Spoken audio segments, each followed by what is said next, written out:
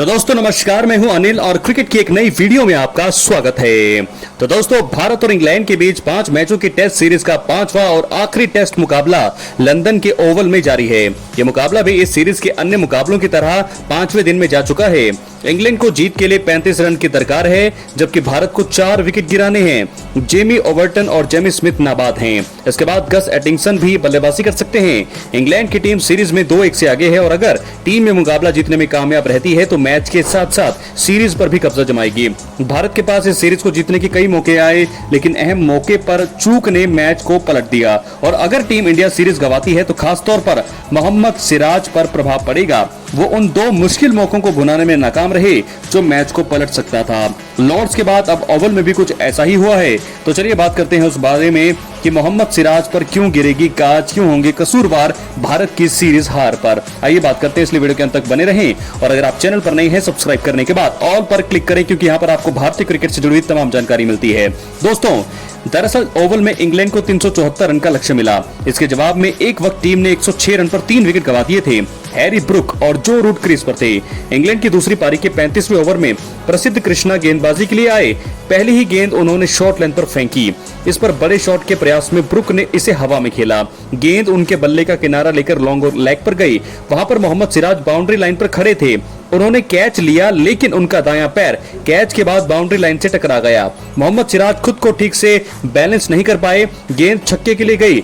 उस समय book 19 run बनाकर बल्लेबाजी कर रहे थे। आपको याद होगा उस समय 19 रन पर थे हैरी ब्रुक, और अगर उस समय हैरी ब्रुक आउट हो जाते तो इंडिया मैच को जीत जाता, लेकिन ऐसा नहीं हुआ। इसके बाद हैरी ब्रुक ने कोई मौका नहीं दिया और बैच बॉल के अंदाज में चौके छक्कों की बरसात कर दी। उन्होंने शतक पूरा किया और 98 गेंदों में 14 चौके और 2 छक्कों की मदद से 111 रन की तूफानी पारी खेलकर आउट हुए। आकाशदीप ने उन्हें बाद में पवेलियन भेजा, लेकिन तब तक काफी देर हो चुकी थी। जीवन दान मिलने के बाद हैरी ब्रुक ने रूट के साथ चौथे विकेट के लिए 195 रन की साझेदारी की। सिराज अगर वो गलती नहीं करते तो सिचुएशन कुछ और होती, क्योंकि हैरी ब्रुक के चौथे विकेट के रूप में आउट होने के बाद भारत ने 36 रन के अंदर 2 और विकेट गिरा दिए। इंग्लैंड ने चौथे दिन का खेल खत्म होने तक 6 विकेट पर 339 रन बना लिए हैं। सिराज से कैच छूटने की याद उन्हें ताउम्र सताने वाली है, क्योंकि ये मुकाबला टर्निंग पॉइंट साबित हो सकता था। तो ये एक बहुत ही बड़ा जो गम है उन्हें चुभेगा। इसी बात करें लॉर्ड्स में क्या हुआ था। उससे पहले लॉर्ड्स में भी दोस्तों तीसरे टेस्ट के दौरान भारत को 193 रन का ही लक्ष्य मिला। इसके जवाब में भारत 112 रन पर 8 विकेट गंवा चुका था। फिर रविंद्र जडेजा ने बुमराह के साथ और फिर सिराज के साथ मिलकर टीम इंडिया को जीत दिलाने की कोशिश की। 147 पर बुमराह आउट हुए। इसके बाद सिराज ने अपने बल्लेबाजी का दमखम दिखाया। उन्होंने जडेजा का साथ दिया और इंग्लैंड के गेंदबाजों को थकाना शुरू कर दिया। अपने शानदार डिफेंस का नमूना पेश करते हुए सिराज ने 29 गेंदों तक शानदार ब्लॉक किया। हालांकि भारत का स्कोर जब 170 रन पर था और टीम इंडिया जीत से 23 रन दूर थी, तब शोएब बशीर की एक शॉर्ट ऑफ लेंथ गेंद को उन्होंने सामने डिफेंस किया। हालांकि इसके बाद कुछ चमत्कार जैसा हुआ और गेंद ने रिवर्स स्पिन किया और सिराज के डिफेंस के बाद जमीन पर टप्पा खाकर रिवर्स स्पिन होकर विकेट से वो जा टकराई। इस तरह सिराज दुर्भाग्यपूर्ण तरीके से आउट हुए। वो यकीन नहीं कर पाए और मैदान पर रोने लगे। इतने शानदार डिफेंस के बाद गेंद का इस तरह विकेट से टकराना किसी को समझ नहीं आया।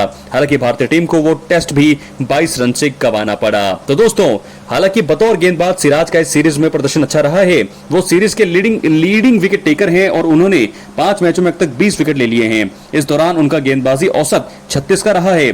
इसमें एक बार पारी में 5 विकेट शामिल हैं। सबसे खास बात यह है कि वो इस सीरीज में 5 टेस्ट खेलने वाले एकमात्र भारतीय तेज गेंदबाज हैं।